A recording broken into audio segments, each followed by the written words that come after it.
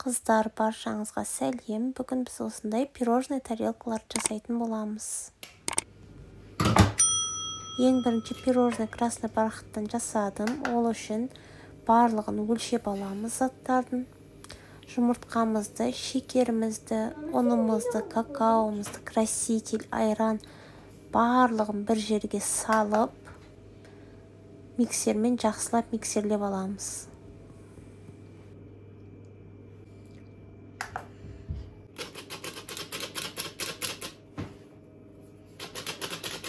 Қазір астына жазып кетемін, не заттар керек екен. Сол заттың барлығын бір жерге сала салдым. Соңында миксерлеп алам, сонымен болды. Какаодан көп қосудың қажеті жоқ. Мына жерде қараңыздар. Жарты чайны ложка қоссаңыздар жетеді. Өте қою масса болады. Соны кондитерский мешокқа салып, пергаментті бумага үстіне дөңгелектер істеп шығамыз. Дөңгелектерін іштей дәу қылмаймыз, кішілеу қылу керек. Араларын ашық қылыңыздар. Үйде осындай кондитерский мешок болмаса, кәдімгі пакетті қолдансаңыздар болады. Міне қараңыздар, осылай қайшымен кесіп алдық. Енді дөңгелекшелер жасаймыз. Духовканы алдын ала қыздырып аламыз. 180 градуста 10-15 минут пісіріп аламыз. Қағып жіберіңіздер. Сонда тегістеледі. Келесі екінші пирожныйымыз біздің вупи-пай. Ең алдымен шоколад пен сары майымызды ертіп аламыз. Жұмыртқа мен шекерді миксермен миксерлейміз.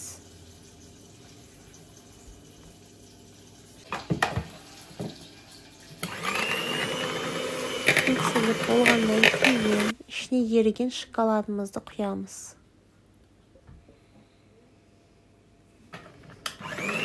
Тағы да миксерлейміз.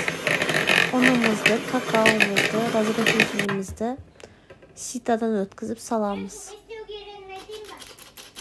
Барлығын таразымен өлшеп аламыз. Не істеу керек?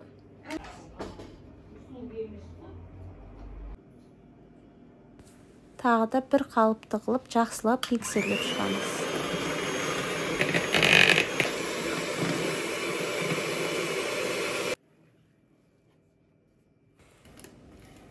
Кондитерский мешокқа салып, пергамент қағаздың үстіне дөңгелектерді салып шығамыз. Қызып тұрған духовкаға 180 градуста 10-15 минут пісіріп аламыз. Келесі біздің жасайтынымыз капкейк. Ол үшін жұмыртқамызды, сары майымызды, сүтімізді, ұнымызды, разрыхлителімізді барлығын салып, жақсылап миксерлеп аламыз. Жасалу өте оңай. Тура осы тестадан 10 капкейк шығады. Прям дәмі күшті шығады, андай үгітіліп тұратын болып, әдемі болып шығады.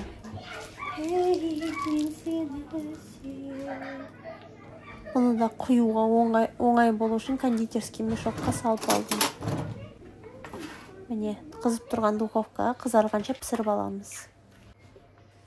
Міне, ең соңғы біздің творожный пирог жасаймыз. Шекерімізді, бір бүтін жұмыртқа, бір жұмыртқаның сарысын, ұнымызды, разрыхлителімізді салып, жұмсақ қамыр илейміз. Қамырымызды холодильникке 30 минутқа салып қоямыз. Салмасына творогке бір жұмыртқа, шекерді салып араластырамыз. Салмасы дайын. Енді қамырымызды екіге бөлеміз. Біреу үлкен, біреу кішкентай. Үлкен қамырымызды астына салып, формамыздың ішіне творогты салып дайындап аламыз. Кішкентай қамырымыздан осындай ұзын жіптер жасап, бетіне сәндеп шығамыз. Артылып қалған қамырларды печенье жасап жіберсеңіздер болады.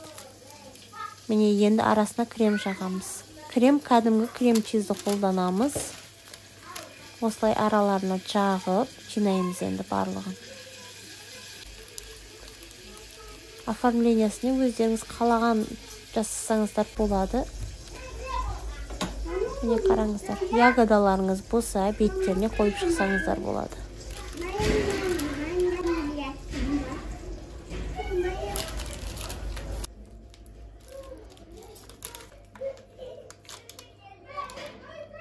Міне өбепайға да крем жақтық. Енді бетіне бұның еріген шоколадты жағып, міне ганашты. Одан кейін барып осындай істедім. Творожный пирогымыз пісіп шықты. Бетіне сахарный пудраны сеуіп, бұны да кесіп аламыз.